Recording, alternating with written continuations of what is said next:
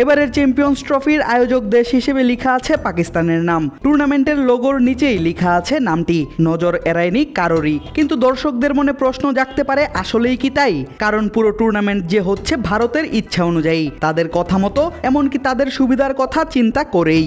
সর্বশেষ ঘটনাটা দিয়েই তা ব্যাখ্যা করা যাক।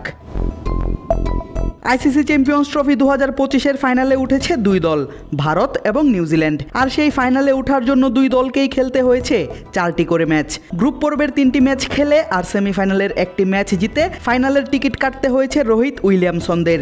কিন্তু ফাইনালে যেতে ভারতের ভ্রমণ করতে হয়েছে একেবারে 0 কিলোমিটার। অপরদিকে ব্ল্যাক ক্যাপসদের এক শহর থেকে আরেক শহর, এমনকি ভ্রমণ করতে হয়েছে এক দেশ থেকে আরেক দেশেও, সেটিও একাধিকবার, যা হিসেব করলে দাঁড়ায় 7,000-এরও বেশি কিলোমিটার। শুনতে অবাক মনে হচ্ছে?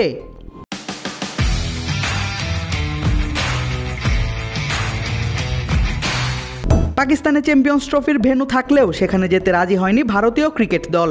কারণ হিসেবে সামনে দাঁড় করায় নিরাপত্তা ইস্যু। আর সে কারণেই ভারতকে খেলতে দেয়া হয় নিরপেক্ষ ভেন্যু দুবাইতে। টুর্নামেন্ট হয় হাইব্রিড মডেলে, ফলে একই শহরে থেকে একই উইকেটে এবং একই কন্ডিশনে নিজেদের সবগুলো ম্যাচ খেলার সুযোগ পায় ভারত। অপরদিকে নিউজিল্যান্ডের কথা ধরা যাক। কিউইরা গ্রুপ পর্বে নিজেদের প্রথম ম্যাচ খেলে পাকিস্তানের বিপক্ষে করাচিতে। গ্রুপ পর্বের দ্বিতীয় ম্যাচে ব্ল্যাক ক্যাপসদের প্রতিপক্ষ ছিল বাংলাদেশ টাইগার্স। সেই ম্যাচের ভেন্যু ছিল রাওয়ালপিন্ডি। ফলে করাচি থেকে রাওয়ালপিন্ডি আসতে হয় উইলিয়ামসন, টম লাথামদের। বাংলাদেশের সাথে ম্যাচ শেষ করেই রাচিন রবীন্দ্র, উইলিয়াংদের উড়াল দিতে হয় সংযুক্ত আরব আমিরাতের উদ্দেশ্যে। কারণ সেখানে গ্রুপ পর্বের শেষ ম্যাচে তাদের প্রতিপক্ষ ভারত। মুখোমুখি হতে হবে রোহিত আর বিরাট কোহলিদের। গ্রুপ পর্বের 3 ম্যাচে 2 দেশের 3 ভিন্ন ভিন্ন ভেন্যুতে খেলেও থামার সুযোগ হয়নি কিউইদের। সেমিফাইনাল খেলতে আরব আমিরাত থেকে আবার উড়ে আসতে হয় পাকিস্তানের লাহোরে। সেখানে তারা খেলে সাউথ আফ্রিকার সাথে সেমিফাইনাল। আর সেমিফাইনাল খেলে আবারও যেতে হয় দুবাইতে, কেননা সেখানেই অনুষ্ঠিত হবে ভারতের বিপক্ষে ফাইনাল।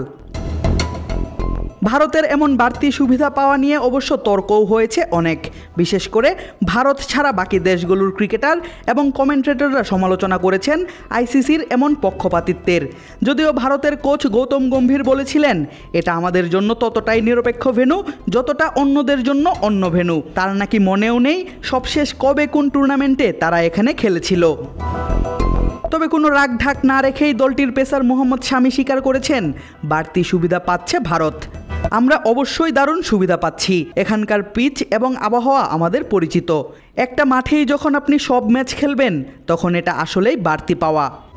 এজন্য অবশ্য বেশ বিপাকেই পড়তে হয়েছে রোহিত শর্মাদের। ফাইনালের আগে এমন সমালোচনা কোনো প্রভাব ফেলবে কিনা দলের উপর, তা দেখতে হলে অপেক্ষা করতে হবে 9 মার্চ অবধি।